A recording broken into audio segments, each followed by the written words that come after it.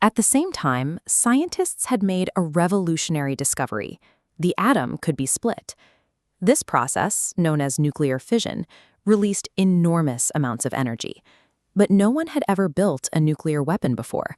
Scientists were entering completely unknown territory. In 1939, physicists found themselves in that exact situation.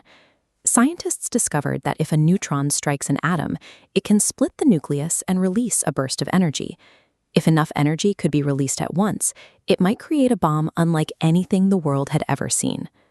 Moving from a chalkboard equation to a physical weapon was a massive challenge. It meant building giant facilities and operating complex machines that didn't even exist yet. The pursuit of the atom had shifted from a chalkboard theory into a race to build a working weapon before the enemy could. There was a massive pressure to figure it out quickly. Across the ocean, Adolf Hitler was rapidly expanding German power, and American scientists feared his regime was already trying to build a nuclear weapon.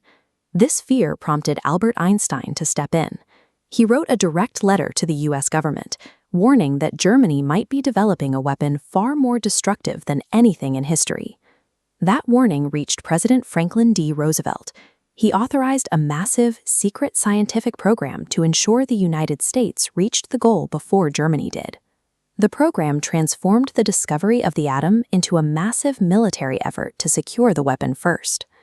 To build the bomb, scientists needed a few extremely specific ingredients, rare materials like uranium-235 and plutonium, but these don't exist in a pure state in nature. It was like trying to find one single grain of sand hidden inside a mountain. They had to sift through tons of raw earth just to find an almost invisible fraction of usable material. Because these rare atoms look and act almost exactly like the common ones around them, separating them required massive, energy-intensive machinery operating day and night. Scientists and engineers worked in high-stakes environments as they refined these materials. They managed the constant, invisible danger of radiation using entirely experimental equipment. Just look at the size of these factories. These buildings were so large they consumed more electricity than many major cities, all to filter out a few pounds of uranium. The Manhattan Project succeeded by focusing on the industrial challenge of harvesting otherwise unreachable atoms. To keep this hidden, the government built entire secret cities in remote areas like Los Alamos. These were places that did not officially exist on any public map. Thousands of people lived behind military fences and checkpoints. They couldn't even use a town name for their mail. All letters were simply sent to a single, anonymous P.O. box. Over 130,000 workers were involved in the project. Many of them spent years operating machinery without ever knowing what they were actually building.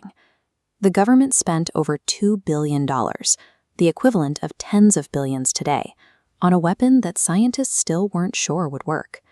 A city's worth of people worked in the shadows for years, just to produce a few handfuls of refined material.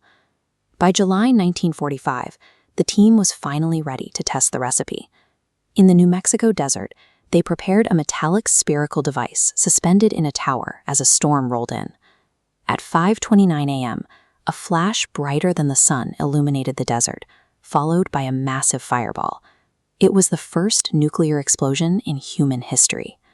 As he watched the blast, lead scientist J. Robert Oppenheimer realized the world had changed. He later recalled a line from an ancient Hindu text, "Now I am become death, the destroyer of worlds." The Manhattan Project achieved its goal. The world would never be the same. Weeks later, the weapon was used on Hiroshima and Nagasaki.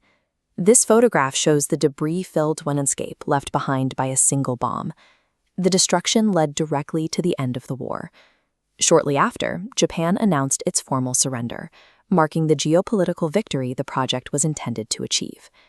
The Manhattan Project showed what humanity could achieve through industrial scale. It ended a war, but it also forced the world to live with the power of its own destruction.